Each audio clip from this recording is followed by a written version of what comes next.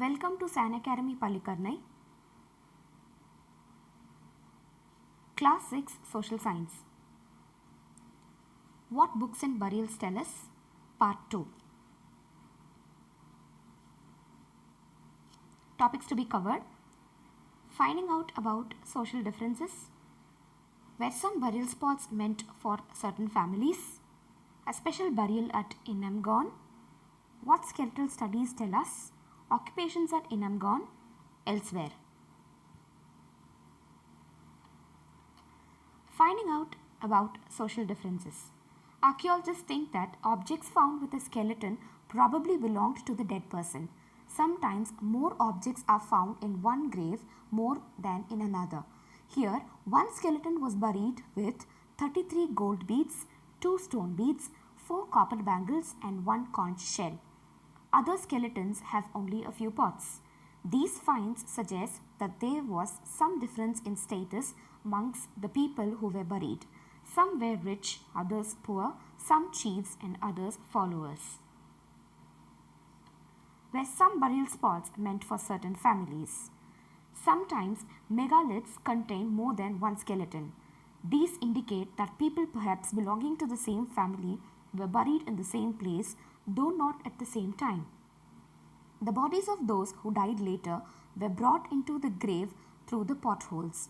Stone circles or boulders placed on the surface probably served as signposts to find the burial site so that people could return to the same place whenever they wanted to. A special burial at Inamgon. It is a site on the river God, a tributary of Bhima. It was occupied between 3600 and 2700 years ago. Here, adults were generally buried in the ground, laid out straight with the head towards the north. Sometimes burials were within the houses. Vessels that probably contained food and water were placed with the dead.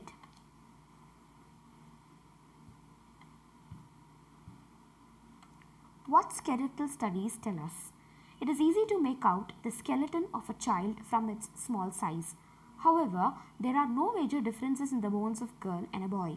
Sometimes people decide on the basis of what is found with the skeleton.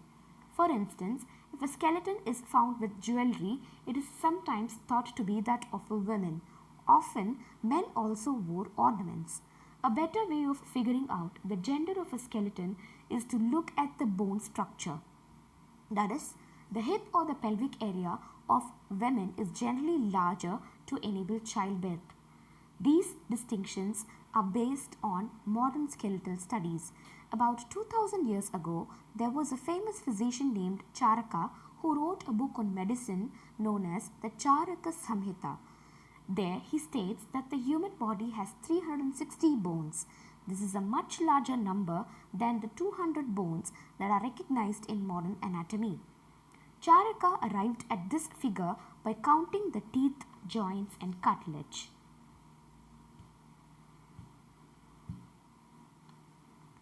Occupations at Inamgon. Archaeologists have found seeds of wheat, barley, rice, pulses, millets, peas and sesame. Bones of a number of animals, many bearing cut marks that show they may have been used as food, have also been found. These include cattle, buffalo, goat, sheep, dog, horse, pig, sambar, spotted deer, blackbuck, antelope, hare and mongoose. Besides these animals, birds, crocodiles, turtles, crab and fish were also found. There is evidence that fruits such as ber, amla, jamun, dates and a variety of berries were also collected and consumed. Elsewhere, around 3500 years ago, we find some of the first evidence of writing in China. These writings were on animal bones. These are called oracle bones because they were used to predict the future. Kings got scribes to write questions on the bones, like would they win battles? Would the harvest be good? Would they have sons? The bones were then put into fire and they cracked because of the heat. Then, fortune tellers studied these cracks and tried to predict the future. As you may expect, they sometimes made mistakes as well. These kings lived in palaces and cities. They amassed vast quantities of wealth, including large, elaborately decorated bronze vessels. However, they did not know the use of iron. Thank you.